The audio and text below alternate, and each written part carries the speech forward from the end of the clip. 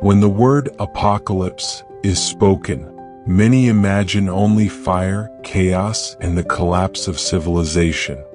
But what if the greatest truth is not about the world ending, but about the world being remade? The final pages of Scripture do not end in ashes, they end in restoration.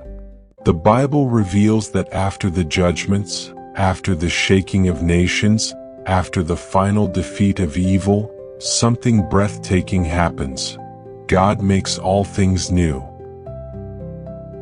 In the vision given to John in the book of Revelation, the old order of rebellion, corruption, and death passes away. This does not describe the annihilation of existence, but its renewal. A new heaven and a new earth appear, not a different creation in essence, but a restored one purified from sin's curse. The sea, often symbolic of chaos and separation, is no more. Tears are wiped away. Death loses its authority. Mourning, crying, and pain no longer define human experience. The world after the apocalypse is not empty, it is redeemed. At the center of this renewed reality stands the presence of God. The text declares that God dwells with humanity. The distance caused by sin is permanently removed. There is no temple in the New Jerusalem because the Lord Himself is its temple. Light no longer depends on the sun or moon, for the glory of God illuminates everything. This imagery is not poetic exaggeration. It communicates total divine sufficiency. The world becomes fully God-centered, saturated with righteousness, peace, and unbroken fellowship. Evil is not reformed, it is removed.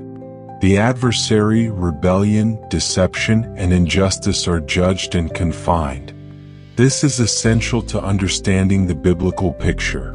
The future world is secure because wickedness has been decisively dealt with.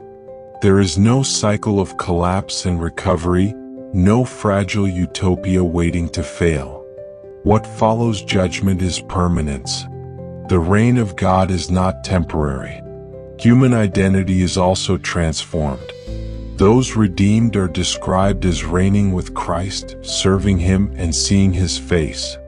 The curse that once affected labor, relationships, and the natural order is lifted. Creation itself, long subjected to decay, shares in this liberation. The imagery of a river of life and the tree of life suggests ongoing vitality, abundance, and healing. Eternity is not static silence. It is dynamic communion, purpose, and joy. The Bible does not present the aftermath of the apocalypse as a cold, distant spiritual realm detached from reality. It presents a restored, tangible existence under divine rule. Justice is fulfilled. Peace is established. The story that began in a garden ends in a city filled with glory. The question is not merely what the world will be like, but who will inhabit it. The prophetic vision invites sober reflection. If the end results in restoration for the faithful and separation for the unrepentant, then the present moment carries eternal weight. The apocalypse is not only a future unveiling, it is a present warning. Beyond the shaking lies a kingdom that cannot be shaken. And when the final chapter turns, the true world, the one God intended from the beginning, finally stands revealed.